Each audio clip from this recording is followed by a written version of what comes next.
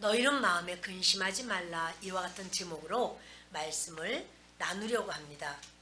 여러분은 근심이 있으신가요? 예, 성경에는요, 두 가지 종류의 근심이 있다고 말씀하셔요. 첫 번째는 사망에 이르는 근심이 있다는 거예요.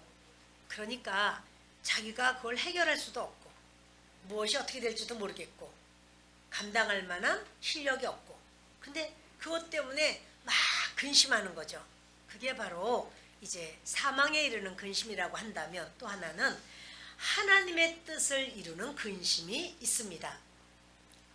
이거 하나님이 이렇게 하면 원하실 텐데, 하나님, 우리 가족이 아직 예수님을 믿지 않습니다. 가족이 예수님을 믿어야 구원에 이를 텐데요. 하나님, 우리 가족들이 구원받기를 원합니다. 이런 것 때문에 마음을 졸이고 근심할 수가 있겠죠. 이것이 바로 생명에 이르는 근심, 하나님의 뜻이 이루어지는 근심, 이렇게 말씀할 수 있겠습니다. 근데 사람들이 언제 근심을 할까요? 문제가 크고 어렵기 때문에 근심하는 것일까요? 그보다도 길을 모르기 때문에 근심을 해요. 세금이 나왔는데 1억을 내라는 거예요. 1억을 어떻게 내나? 그런데 내 통장에 100억이 있어요. 그러면 그 세금 내는 것에 대해서 근심 안 해요. 내면 돼요. 그러니까 문제가 크다고 해서 근심하는 게 아니라, 어려움이라고 근심하는 게 아니라, 내가 감당할 수 없을 때 감기 걸렸는데 큰 근심 걱정 안 해요. 그거 조금 있으면 나으니까 다 알고 있어요. 그런데 난치병이라고 말하고 불치병이라고 말하는데 이걸 어떡하지? 이제 그럴 때는 사람이 근심할 수 있지만, 어떤 상황에서도 하나님은 말씀하시기를 근심하지 마, 이런 말씀하는 거예요. 저는 이 말씀을 굉장히 사랑하고 초신자부터 어떻게 넘기다 보니까 이 말씀이 텅 눈에 들어왔는데 얼마나 위로가 되는지 모르겠어요. 너희는 마음에 근심하지 말라. 하나님을 믿으니 또 나를 믿으라. 이 말씀은 지금도 저 개인적으로는 아주 사랑하는 최애의 말씀입니다. 근데 여러분, 주님은요, 이렇게 예수님이 십자가에 못 박히시기 지금 몇 시간 전 사건이에요. 근데 제자들에게 그 말씀하는 거예요. 너희는 근심하지 마라. 근데 예수님이 근심할 만한 사건을 계속 말씀을 하셨어요. 나는 내 아버지에게로 간다. 난 떠나간다. 이런 말씀하시고, 또 이제 베드로에게, 모든 제자들에게 너희 중에 한 사람이 나를 팔 거다, 이래요. 그 말을 듣고 나서기 대장 베드로가 가만히 있었겠어요? 누구야? 누가 도대체 예수님 팔라는 생각하는 거야? 예수님 누굽니까 도대체? 이렇게 이제 하는데, 그런 베드로에게 예수님 말씀하시기를 닭이 2번 울기 전에 너는 3번 나를 부인할 거다. 넌 나를 모른다고 할 거다. 이런 말씀하는 거예요. 예수님, 정말 아닙니다. 저는 아닙니다. 이렇게 말을 하는데, 아무튼 분위기가 좀 싸해졌죠. 근데 여러분, 이러면서 막 다 근심해요. 예수님 가신다니 이거 어떡하지? 그리고 우리 중에 예수님 파는 놈은 또 누구야? 그리고 베드로는 예수님 모른다고 부인한다고 다들 베드로를 딱 쳐다보는데 예전 같지 않아요. 우리 반장이 도대체 예수님을 모른다고? 그래 여러분, 저들이 베드로는 근심이 큽니다. 내 예수님 그러면 안 되는데, 이런 이제 생각을 하는 거죠. 그런데 그때 예수님 말씀하시기를 너희는 마음에 근심하지 마라. 하나님을 믿으니 또 나를 믿으라. 이렇게 말씀해요. 자, 6절을 함께 읽겠습니다. 예수께서 이르시되 내가 곧 길이요 진리요 생명이니 나로 말미암지 않고는 아버지께로 올 자가 없느니라. 예수님 내가 길이라고 그래요. 길이 뭔가요? 뭐를 길이라고 그러나요? 지금 출발점이 있으면 내가 도착할 도착 지점이 있습니다. 그 사이가 길이에요. 아직 도착 안 했지만 요 사이가 길이에요. 그런데 예수님은 내가 길이야 이렇게 말씀하는 거예요. 그러니까 예수님은요, 우리가 왜 근심하는가 하면 도착점을 몰라서 근심해요. 우리 아이가 잘 될 것인가? 이게 잘 됐으면 좋겠는데 혹시 이거 잘 안 되면 어떡하지? 이러면 이제 그 도착점을 모르니까 길을 모르는 거죠. 그러니까 이제 부모님들은 그것 때문에 근심을 한단 말이에요. 이 일이 잘 풀릴 것인가? 이 병이 나을 것인가? 도착점을 잘 몰라. 그러니까 내가 이렇게 이 병원에 가서 이렇게 치료받는 게 맞나? 이 약을 먹는 게 맞나? 자연 치유로 내가 좀 해야 되는 게 맞나? 이러면서 우리는 이제 그것을 도착점을 모르니까 길을 모르는 거예요. 그런데 예수님은 도착점을 알아요. 예수님 도착점이 어디라고 말씀하시죠? 아버지 집. 그리고 아버지 집은 다 죽으면 된다는 겁니까? 그게 아니고 우리의 모든 것이 합력하여 선을 이루느니라 이렇게 말씀하셔요. 그러니까 예수님은 우리의 어떤 상황이라 할지라도 결국은 예수님이 인도하셔서 결국 합력하여 선이 되는 길로 주님이 그 도착점은 선, 도착점은 의, 도착점은 아버지 집 이렇습니다. 그러니까 예수님은요, 두려워하지 마, 염려하지 마, 근심하지 마, 내가 너희를 알고 있지 않니? 이렇게 예수님은 우리에게 근심하지 말라 이런 말씀을 하시는 거예요. 제자들은 지금요 근심이 가득해요. 근심이라는 말은 헬라어로 타라소예요. 이 타라소라는 말은 요동치게 한다, 또 뭡니까, 막 뒤흔들다, 불안하게 하다 이런 말이거든요. 제자들은 예수님이 가신다는 말을 듣고 막 요동쳐요. 요동치는 근심해요. 예수님은 요동치지 마 이러는 거예요. 또 이제 제자들에게 그렇게 나를 팔 자가 있다. 그래서 제자들이요, 누구지? 하면서 막 서로 못 믿는 불안함이 막 와요. 또 저들이 좌절감, 예수님 가시면 어떡하지? 막 좌절이 돼요. 그렇게 사로잡혀 있는데 제자들 뿐이겠어요? 우리는 근심이 없나요? 우리도 마찬가지로 불안하고 근심, 염려하고, 근데 예수님이 말씀하는 거예요. 길을 아시고 종착점을 아시는 주님은 말씀하시기를 요동하지 마, 내가 있잖아. 불안해하지 마, 내가 너와 함께 하잖아. 나는 너의 주인이잖아. 너의 인생 네가 주인이 아니야. 여러분이 한국 사람 되고 싶어서 이 한국에 태어나신 분, 아멘. 아유, 그랬구나 막 이렇게 자기가 한국 사람 되고 싶어서 환영해. 우리 같이 한국 사람 된 거 환영해. 남자가 되고 싶어서 또는 여자가 되고 싶어서 나는 그렇게 태어났어요. 그런 사람 아멘. 이제 드디어 그랬군요. 태어나 보니까 남자고 태어나 보니까 여자예요. 나 박씨 집안에 태어나고 싶어. 나는 김씨 집안, 안씨 집안에 난 태어나고 싶어. 그래서 나는 그렇게 태어났어. 그런 분만 아멘.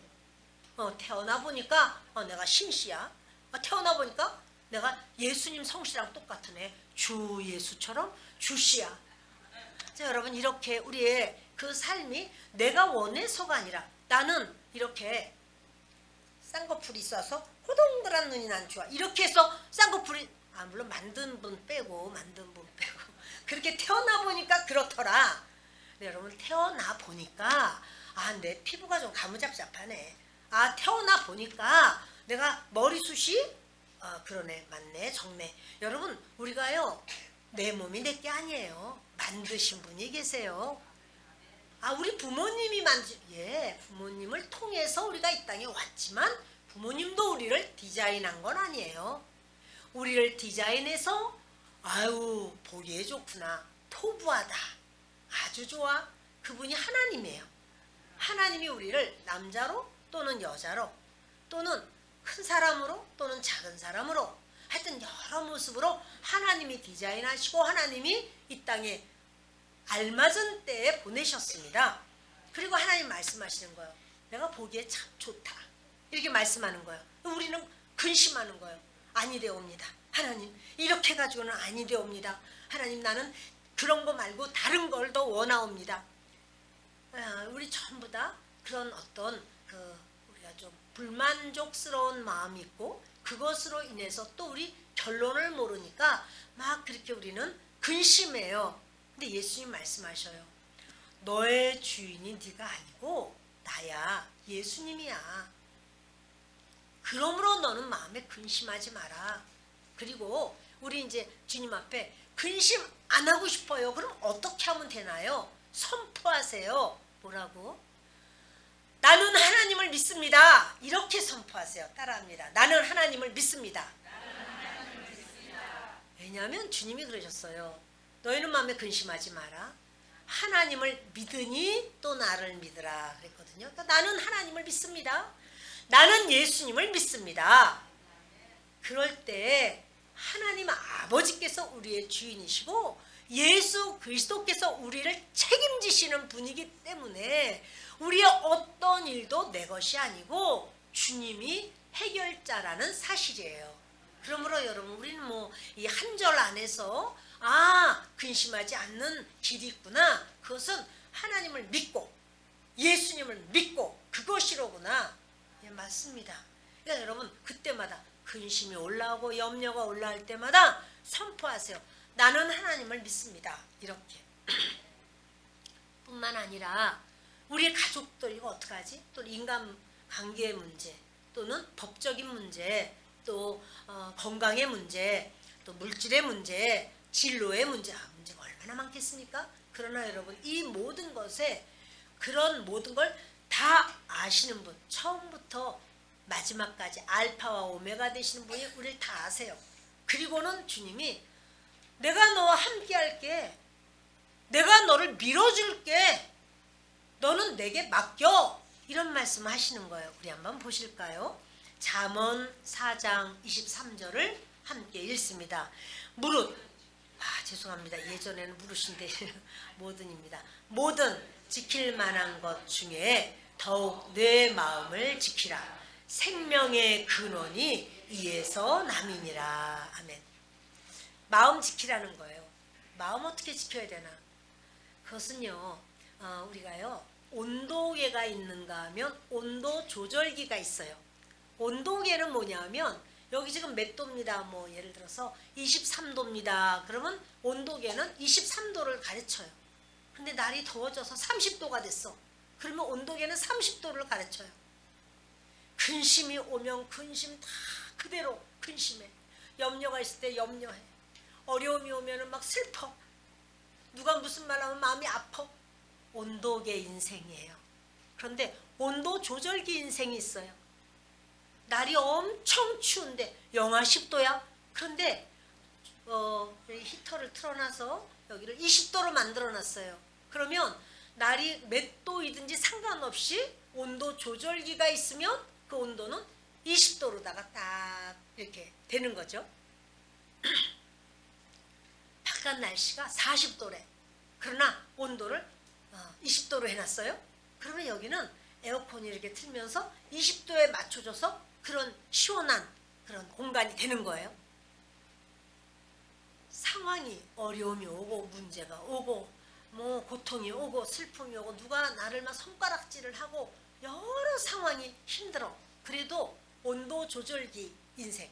내가 하나님을 믿습니다. 하나님 어떠하든지 저는 하나님만 신뢰하고 하나님을 기억하고 하나님께 맡깁니다. 하나님은 나의 모든 것입니다. 이렇게 맡기는 인생은요. 그 인생은 그 환경적인 어려움 또는 실직 또는 어떠한 실패 또 여러 가지 있다고 할지라도 그것 때문에 울고 웃는 인생이 아니고 하나님을 의지하고 신뢰하는 온도 조절기 인생이라는 사실입니다. 온도계입니까? 온도계 인생이 좋습니까? 아니죠, 아니죠. 예, 온도 조절기 인생. 상황이 어떠한 상황이 될지라도 나는 주님 안에 있습니다. 라는 온도 조절기 인생입니까? 아멘. 우리 하나님은요, 오늘 이 말씀을 해주시는 거예요. 너희는 마음에 근심하지 말라. 근심이 안 올 거야가 아니에요. 있을 수 있어요. 그러나 우리 주님이 감당해 주시겠다는 언약이에요. 보실까요? 예레미야 17장 17절을 읽겠습니다. 7절 8절 읽습니다.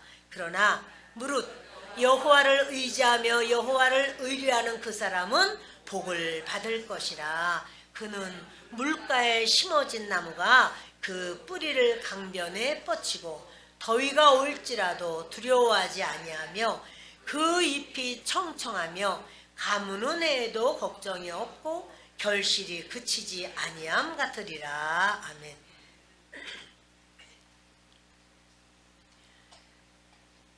여호와를 의지하고 여호와를 의뢰하는 사람 복 받을 것이다. 그러니까 복이 내게 있어요, 하나님께 있어요.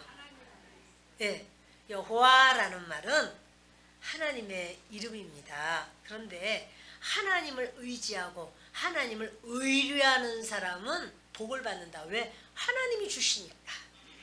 하나님께만 의지하니까 하나님이 역사하시죠.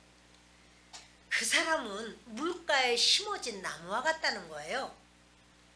나무를 그런 말 우리 많이 들었어요. 템즈 강변 옆에는요, 그렇게 헌법재판소가 있는데 거기 포도나무에 그 포도는 유난히 달고 맛있는 거예요.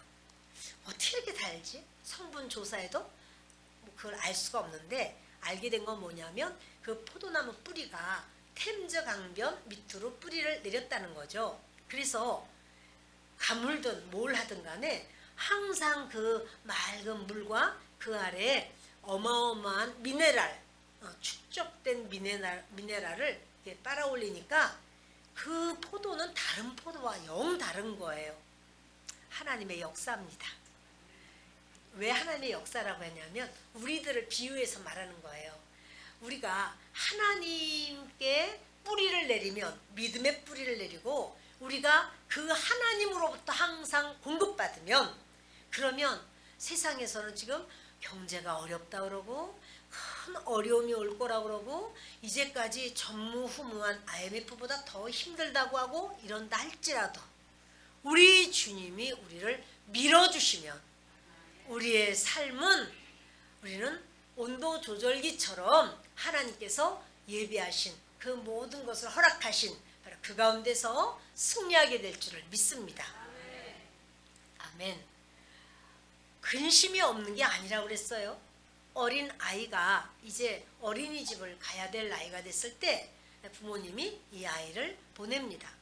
아이가 울고불고 안 떨어지려고 그래요. 가지 말라는 거야. 회사도 가지 말고 어디 가지도 말고 나랑 같이 있고 나의 어린이집도 싫다는 거야. 막 울고불고 매달립니다. 자, 그러면 그 우는 아이를 볼 때 마음이 짠하죠. 그럼 이제 엄마 아빠 다 회사 다 그만두고 애랑 같이 집에 있어야 되죠. 그게 아니야. 그 엄마 아빠는 그날도 아이를 두고 가야 되고 그 다음 날도 또 출근해야 되고 계속해서 그런 일이 있어요. 근데 이 아이를 어떻게 해요? 안심시키죠. 아니야, 여기는 네가 너무너무 좋아하는 장난감이 있어. 네가 같이 놀고 싶은 친구가 있잖아.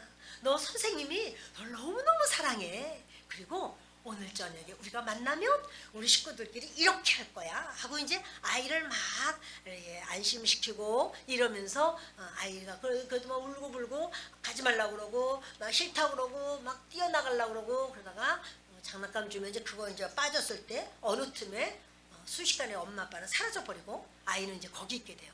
그러니까 여러분, 그런 가운데서 아이가 이제 사회 또래 사회 속에서 성장도 하고 이렇게 양보도 배우고 이렇게 하면서 배워 나가게 됩니다. 근데 여러분, 이 아이를 그 엄마 아빠가 같이 있고 다 회사 그만두고 저 애만 바라보면서 하는 그것이 아이에게 근심을 안 하게 하고 바로 키우는 법이 아니고, 이 아이를 안정시켜서 어찌하든지 아이가 그런 자기가 이렇게 성장할 수 있도록 이렇게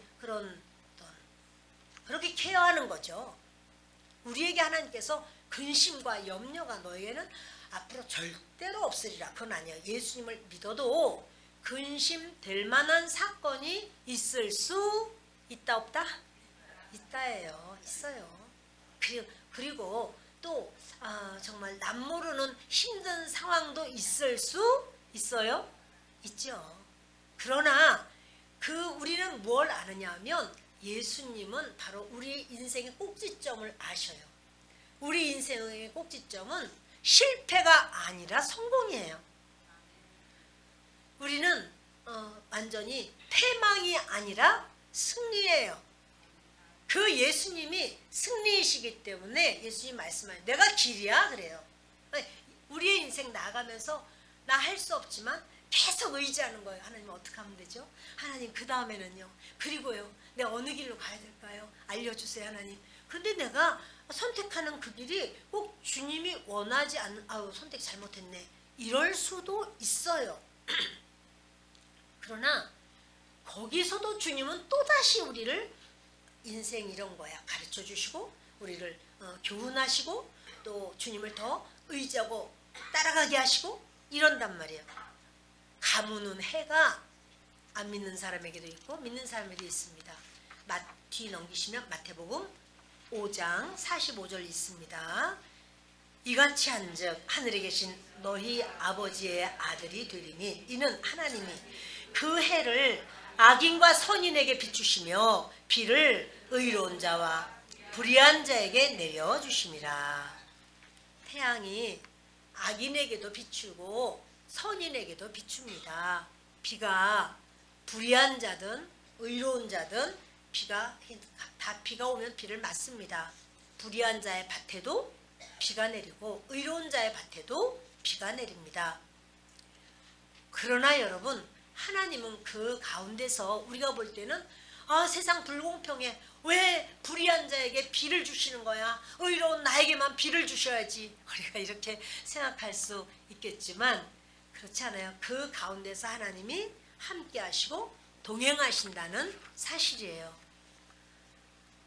고3 되면 부모님들 중에서는 교회 가지 마 이런 부모님이 계셔요. 우리 교회 빼고. 그런데 이제 아이를 교회 가지 마 해가지고 야 대학 들어가야지. 대학 들어가. 그러나 여러분 인생은 대학이 꼭지점이 아니에요. 그 대학을 넘어서 하나님께서 이 땅을 살아가면서 그리고 수많은 상황 속에서 하나님이 내 편 돼 주셔야 되고 하나님이 이끌어 주셔야 돼요. 우리 수없이 많은 좌절의 시간을 맛봅니다. 그러나 그 좌절의 시간 속에서 우리는 지혜를 얻습니다.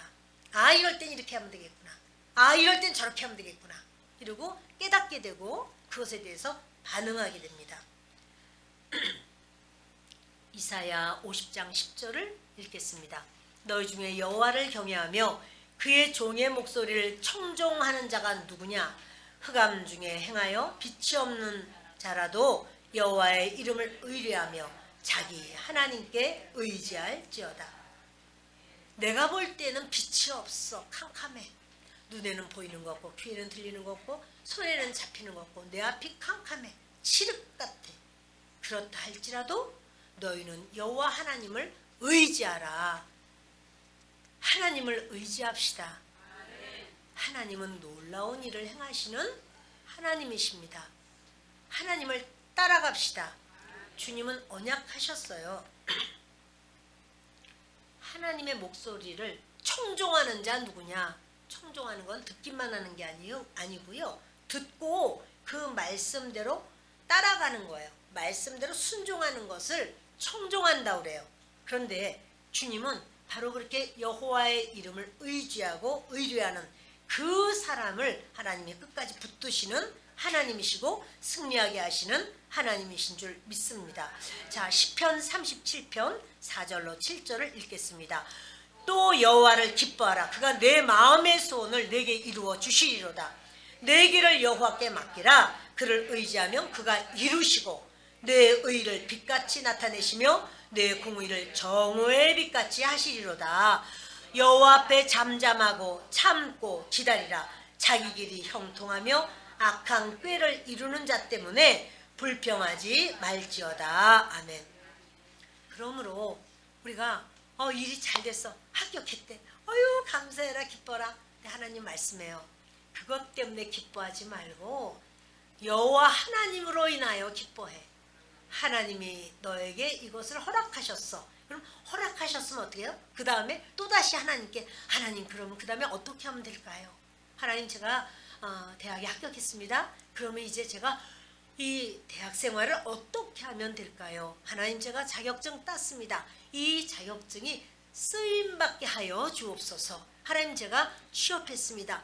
이제부터 이 직장 생활을 어떻게 하면 될까요? 네, 여러분 믿는 자는요 이렇게 항상 하나님 앞에 묻고 겸손한 거예요.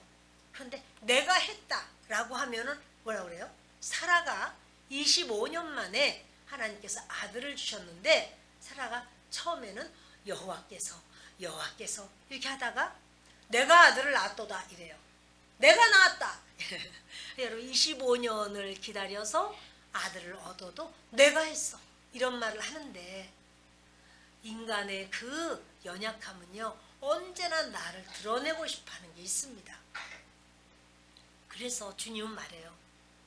하나님께서 내 마음의 소원을 이루어 주시리로다. 우리가 누구든지 내 마음의 소원을 내가 이루고 싶죠. 그런데 하나님이 그것을 이루어 주시겠다고 말씀하시는 거예요. 아멘. 그러므로 하나님께 신뢰하고 의지하고 맡기고 그럴 때 우리의 인생은 주님이 여시는 대로 가게 될 줄을 믿습니다. 주님 그러신 거예요. 내 길을 여호와께 맡겨라 이래요. 우리 길을 몰라. 왜요? 종착점을 모르니까. 여호와 앞에 잠잠하고 참고 기다려라. 자기 길이 형통하고 악한 길을 이루는 자. 그런 사람을 또 옆에서 보게 하세요. 근데 그 사람 때문에 불평하지 마. 그러는 거예요. 너는 하나님만 의뢰하고 하나님만 신뢰하고 나가. 이렇게 말씀합니다. 자, 여러분 우리는 근심할 것이 없어서 근심 안 하는 게 아니라고 말했어요. 주님은 우리에게 내가 너의 전부야 이렇게 말씀을 하시는 거죠. 우리는 그렇게 전부이신 주님을 따라가는 거죠. 교회를 개척할 마음이 저는 1도 없었어요. 하나님께서 교회 개척해라 이러시는 거예요. 어느 날. 그래서 예, 알겠습니다. 하나님 개척하려니까 개척하겠습니다. 어디다 해야 됩니까? 대답이 없으신 거예요. 동서남북 다 가봤어요. 와다다다다다 다 가봤어요. 모르겠어요. 근데 이제 한 군데 정해졌어요. 친구의 친구가 이제 뉴질랜드로 이렇게 선교를 가니까 그 교회를 저에게 넘겨주는 조건으로 얼마나 좋았는지요. 근데 하나님께서 그러시는 거예요. 너 그거 아니야. 너 인간 생각한다? 그러시더라고요. 제가 목회를 하는데 인간 생각이요? 그럼 안 하죠 하나님. 안 합니다. 그리고 이제 그걸 내려놓고 하나님께 기도를 합니다. 하나님께서 천안으로 가라는 거예요. 천안? 네가 가는 곳은 갈대가 있는 곳이래요. 저는 갈대를 별로 본 적이 없었고 계약할 때도 몰랐어요. 계약할 때도 몰랐고 근데 나중에 우리 식구들이 왔어요. 여기 웬 갈대가 이렇게 있어. 이래 그때 봤어요. 에? 갈대? 하나님이 나한테 갈대가 있는 곳이라고 그랬는데 갈대가 있구나. 약속대로구나. 이제 이렇게 오게 됐습니다. 근데 저는 그런 생각했습니다. 저의 소원은 전세예요. 교회 전세로 교회 주세요 하나님. 이게 제 소원이에요. 근데 전세는커녕 월세도 안 줘요. 건물 가진 분들이 교회에 한 달 안 주셔요. 제 소원은 전세야. 그리고 주님 앞에 이런 소원이 있었어요. 하나님 만약에 연세 많은 분들이 온다면 저는 5층이라도 전 뛰어다닐 수 있는데 그분들이 어떻게 올라올까요? 그리고 지하라면 그분들이 어떻게 지하 계단을 어떻게 다닐까요? 그리고 만약에 장애인이라면 어떻게 들어올까요?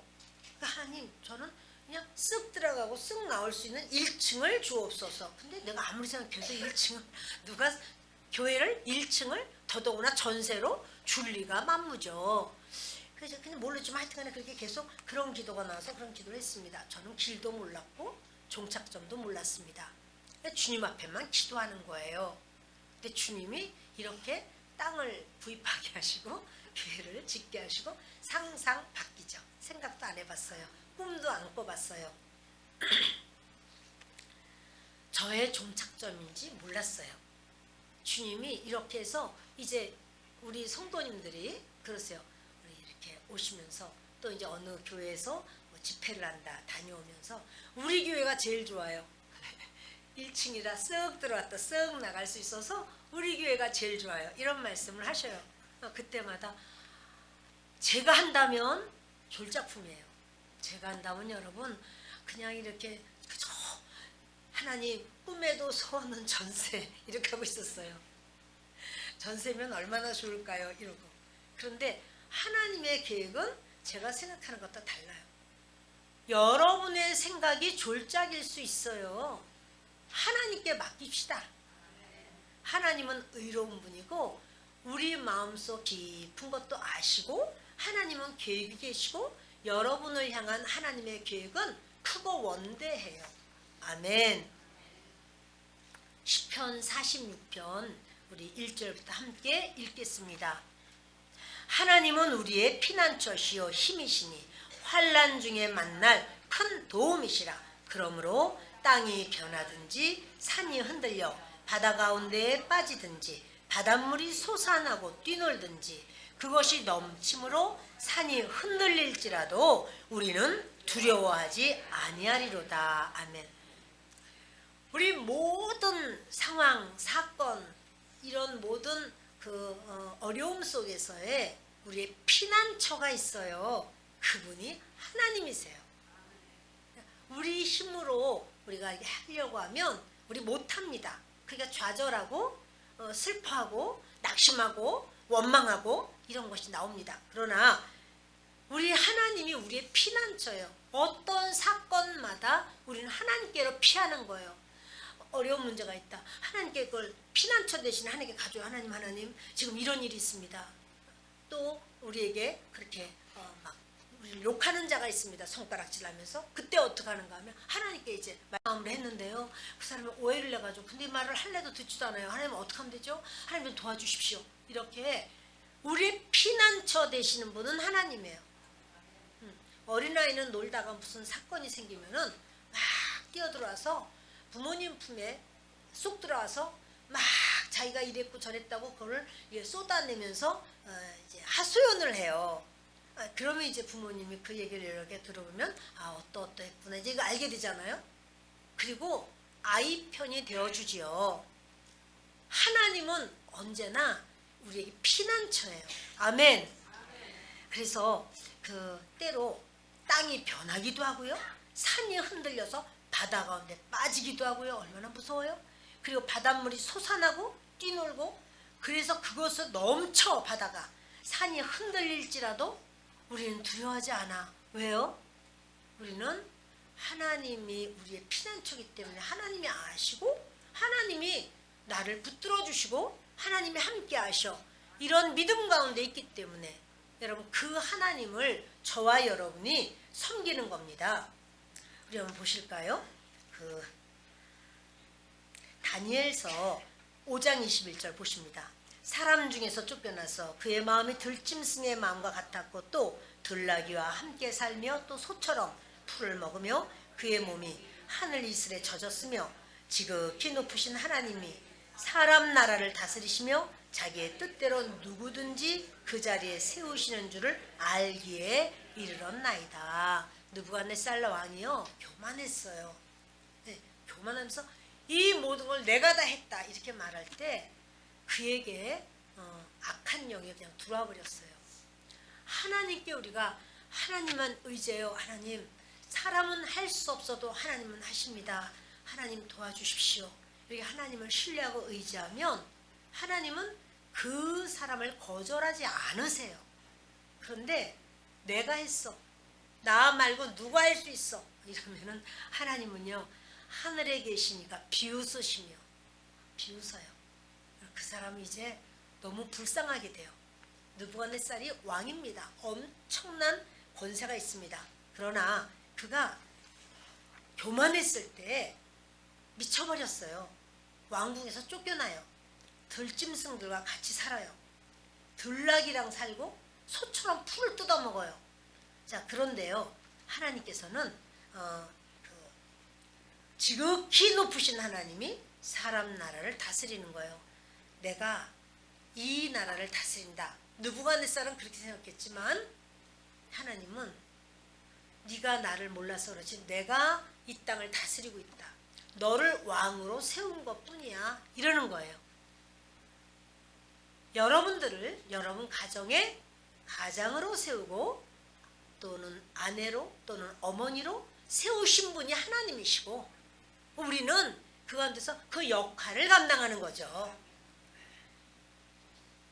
주님이 하십니다. 그러니까 우리가 이제 내 역할 감당하려고 할 때 이걸 어떻게 해야 되나 그럴 때가 있어요. 그럴 때 하나님께 묻는 거예요. 하나님, 저한테 어머니의 역할을, 할머니의 역할을, 아내의 역할을, 남편의 역할을, 하나님 직장에서 이런 역할을 저에게 주셨는데 이 문제를 저는 해결할 수 없습니다. 도와주십시오. 하나님이 함께 해주십시오. 하나님께 의지하고 신뢰하는 거예요. 하나님은 그때 그 일을 행해 주시는 거예요. 동서남북 나는 모르나 하나님이 역사를 하셔요. 그리고 우리는 거기서 사람들이 이거 어떻게 이렇게 잘했어? 이래요. 내가 한 것처럼. 그때 어떻게 해야 되냐면 겸손해야 돼요. 하나님 다른 사람이 나를 잘한다고 그러지만 내가 한 게 아니에요. 하나님이 하셨잖아요. 그런데 사람들이 저를 높여요. 저는 하나님께 낮아지길 원해요. 저와 여러분이 우리 하나님께서 그렇게 우리가 낮아지고 하나님을 의지하면 근심과 염려도 제거돼요. 그런데요, 그래도 그럼에도 불구하고 아직도 나는 문제가 해결 안 되고 있어요. 이게요, 하루 이틀 된 게 아니라요. 1년 2년 된 것도 아니에요. 5년 10년 됐어요. 이거는 제가 죽을 때까지 이건 지고 가야 되나 봐요. 하나님께서 지셔요. 그거 맡깁시다. 의지합시다. 신뢰합시다. 빌립보서 4장 6절과 7절을 읽습니다. 아무것도 염려하지 말고 다만 모든 일에 기도와 간구로 너희 구할 것을 감사함으로 하나님께 아뢰라. 그리하면 모든 지각에 뛰어난 하나님의 평강이 그리스도 예수 안에서 너희 마음과 생각을 지키시리라. 아멘. 아무거나 염려하라? 아니죠. 아무것도 염려하지 마라. 왜냐하면 하나님께서 모든 지각에 뛰어난 하나님 평강이 그리스도 예수 안에서 너희 마음과 생각을 다 지키신다. 그러니까 여러분, 우리도 우리 마음 지켜야 돼요. 무릇 지킬 만한 것보다 더욱 내 마음을 지키라 그랬잖아요. 마음을 어떻게 지킵니까? 하나님을 의지하는 게 지키는 거예요. 하나님을 의지하면 우리 마음의 근심과 염려, 두려움과 불안이 이렇게 눈 녹듯이 없어져요. 자, 우리 전도서 1장 2절 3절 읽겠습니다. 전도자가 이르되 헛되고 헛되며 헛되고 헛되니 모든 것이 헛되도다. 해 아래서 수고하는 모든 수고가 사람에게 무엇이 유익한가. 아멘. 이 세상에서는요, 고운 것도 헛되고 아름다운 것도 헛되고 유명한 것도 헛되고 모든 자랑거리가 헛되고 사람들끼리 인정하고 인정받는 것도 헛되다. 그거 다 헛되다 라고 말씀해요. 그러나 우리 하나님께서 하나님을 신뢰하고 의지하는 것, 그것만이 우리의 전부입니다. 저는 오늘 이렇게 주님께서 마음에 근심하지 마라. 그런데 4절 보세요. 내가 어디로 가는지 그 길을 너희가 아느니라. 예수님 말씀하시는 거예요. 내가 어디로 가는지 알지? 이래요. 3년 반 동안 예수님이 행하신 모든 걸 보면 예수님을 신뢰하고 믿으면 예수님이 다 대안이 있어서 전부 일을 행하셨어요. 그 12살 되는 아이가 죽었다라는 말 들을 때도 야이로의 딸을 향해서 죽은 것이 아니라 잔다 이렇게 말씀하시고 막 비웃었어요. 아니 자기는 지금 숨 끊어진 지가 언젠데 이렇게 말을 해도 예수님이 달리다 쿵 할 때 이 아이가 딱 일어나는 거예요. 소녀야 일어나 라고 할 때 이 아이가 딱 일어났어요. 이 5천 명이 넘는 이들을 어떻게 하면 좋겠습니까? 예수님이 축사하시니까 오병이어로 그들을 다 먹이고도 12광주가 남습니다. 주님은 대안이 있습니다. 따라하겠습니다. 내 인생에 대안은 예수님이시다. 아멘. 그러니까 대안되는 예수님께 우리가 맡겨야지요. 의지해야지요. 불러야지요. 아멘.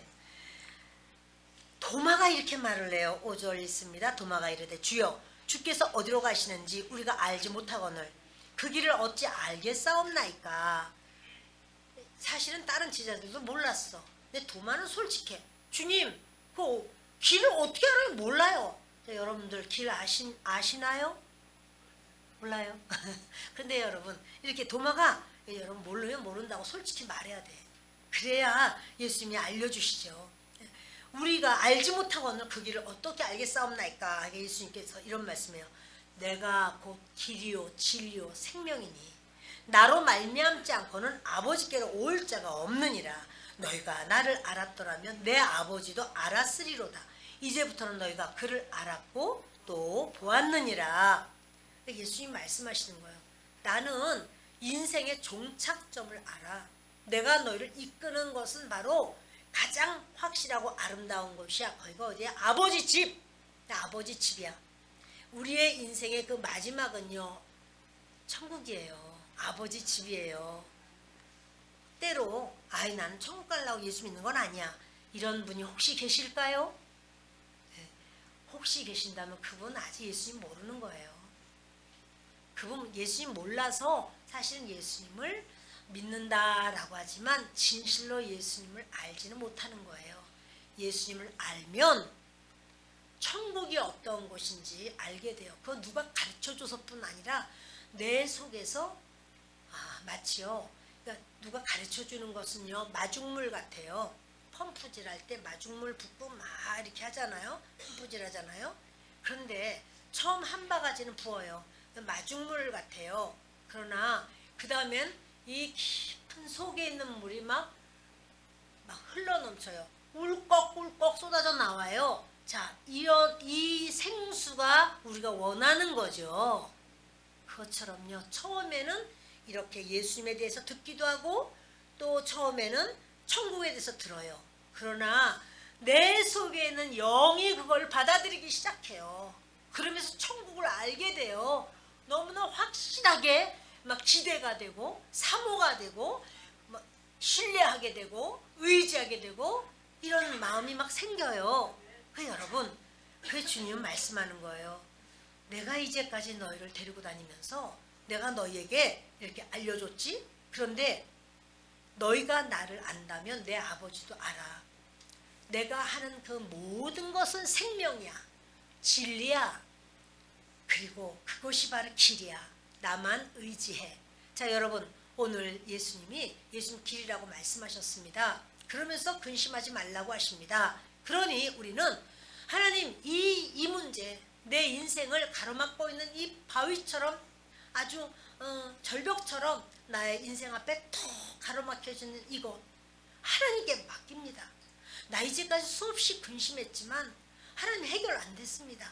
하나님께 이제부터는 다 맡깁니다. 하나님 기억하옵소서. 우리 이렇게 하나님께 좀 잠시 기도하는 시간 가집시다.